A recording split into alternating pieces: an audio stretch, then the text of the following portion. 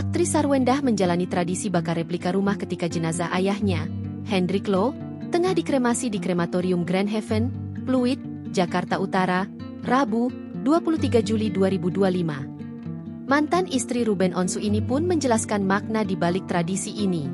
Menurut kepercayaan orang Tionghoa, replika rumah yang dibakar nantinya akan muncul di alam baka untuk arwah yang berpulang.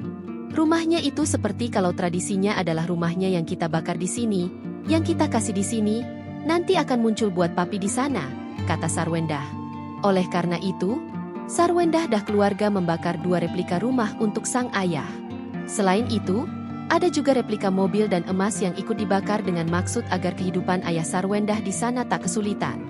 Jadi makanya rumahnya tadi kita bakarinnya 2. Terus ada asistennya juga, ada semuanya, mobil, emas, semuanya lengkap, ujarnya. Seperti apa yang papi udah kasih ke kita selama ini, kita juga berikan buat papi juga di sana, lanjut Sarwendah. Sebagai seorang anak, Sarwendah mengupayakan yang terbaik untuk pelepasan sang ayah.